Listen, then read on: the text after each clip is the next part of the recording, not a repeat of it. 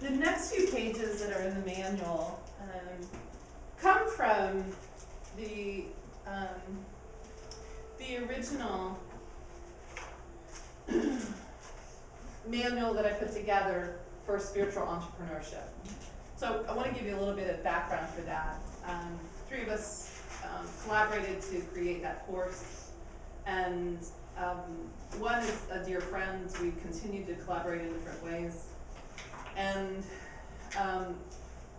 she was a scientist to start out with, and does a lot of consulting work, coaching, professional coaching at this point.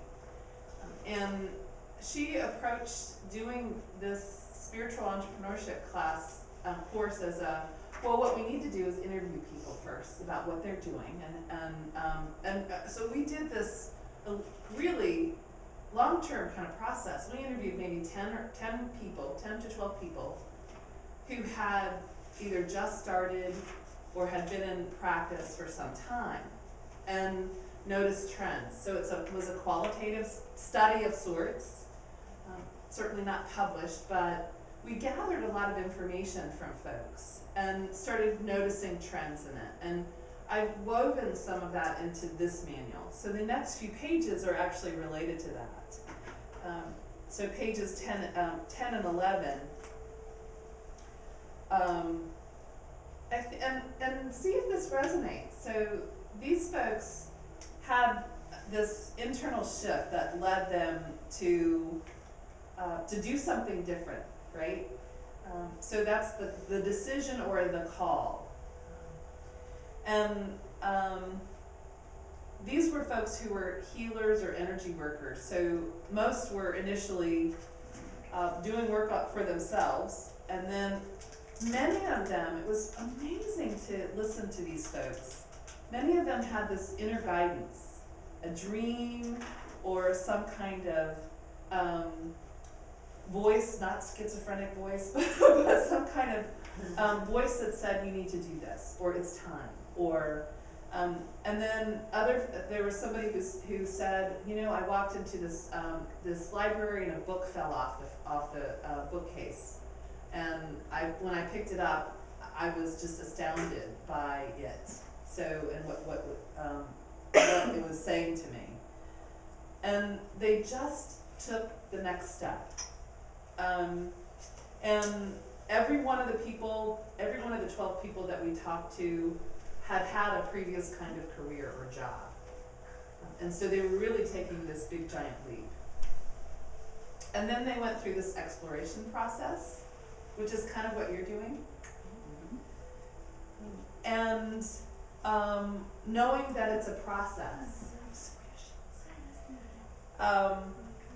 that included starting to clarify what made them unique. Like, what did they have to offer? We started talking about their energy signature, and because each of us is unique and has something unique to offer. You've probably been around different people where you've said, ooh, I don't know about that. They haven't really talked very much, but you just know that there's not a match. That happens with clients too. And if you're really clear about what you're wanting to draw in, then the kinds of clients that you want are going to have an energetic match. Otherwise, they won't come back. You know that. You probably have that experience already.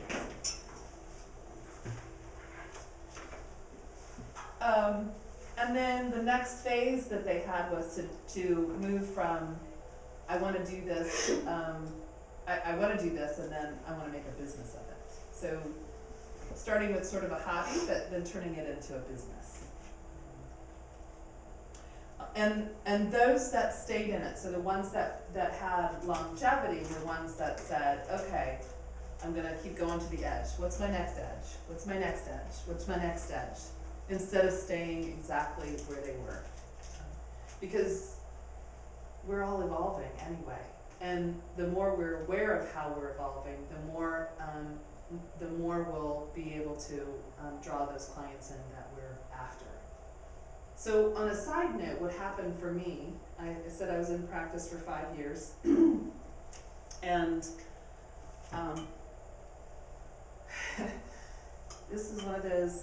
said before, it was sort of a spiritual journey for me too. It was July 2005, and I was doing really well. Had a great, my practice was full, and then in a 2-week period, the number of clients I had was cut in half, either by just people being done with the work, or I didn't have any calls. And up to that point, I'd been having like 1 or 2 a week, or at least enough to kind of keep me going. Nothing. 2-week period. So I don't know about you, but I hit the panic button. And at the same time, a friend of mine said, oh, there's this opening for a full-time 1-year faculty position. I would not have entertained that had that drop happened. And it was the best thing that could happen. I love that work, and I said before, it was in it for 3 consecutive 1-year appointments. So it's paying attention to the signals too. What I'm finding at this point, now that I'm back in practice, if I start to get scared about, okay, do I have enough clients? I found in the last couple of weeks, what I'm doing on my calendar is I'm counting. Like, I'm counting. I have this many clients this week, and I have this many clients that week. And I'm having to stop myself because fear stops flow. And that was one of my spiritual lessons, honestly. That when I got scared, I had to figure out, instead of staying scared, I had to ask myself, what am I going to do about this? And one of those, what am I going to do about it, is relax. Right, use one of my techniques. Right, I do some energy tapping techniques that really help to clear fear. So I do that a lot. I did that a lot. I've been doing it a lot lately too. And then just saying, you know what, I've been taken care of up to this point. And when I do that, it's amazing what happens. Like within a day, I get another call, or so it's that breathing.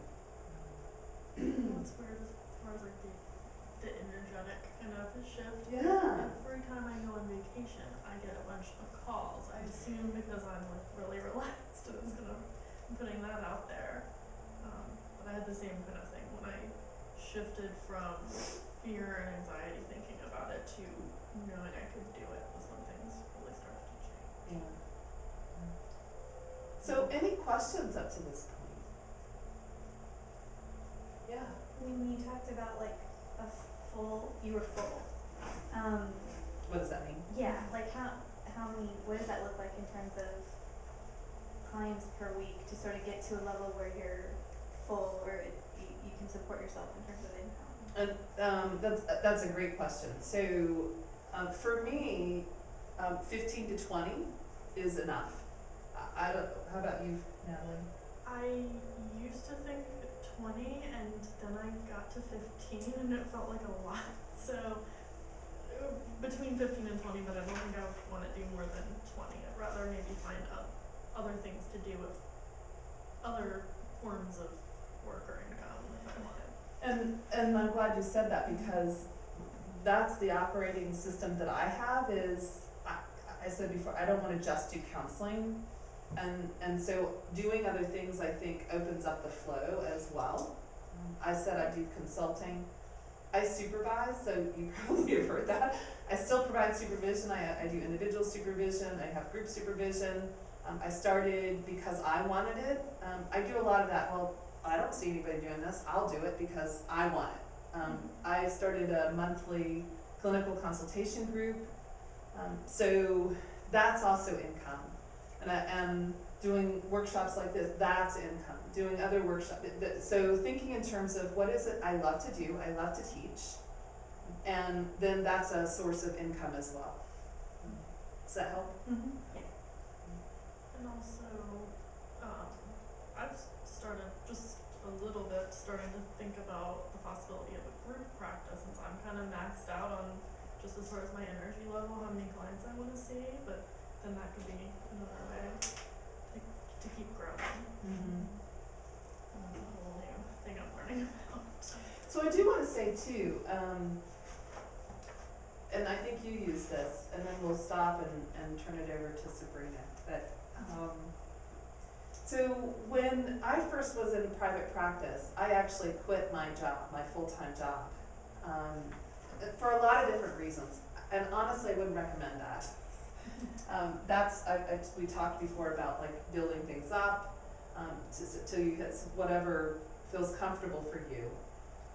I quit my full-time job. At the time, I had sort of a secure base. It didn't feel as much of a risk for me. It was still risky. So it didn't feel as much, but it was still really risky. I'd never been without a job before. And what I decided to do was I found a place to work out of. I rented an office. It took a percentage of any client that I was going to see. And even though I didn't have a client, I went to the office and acted as if I had clients. That's really powerful. And I think later on in that manual, I have something about creative visualization. So that's extraordinarily powerful. So I sat and I imagined having clients. I remembered having clients. And that helped me. I think you did some of the same thing. I was at a pretty miserable job, and I spent a lot of time visualizing how it was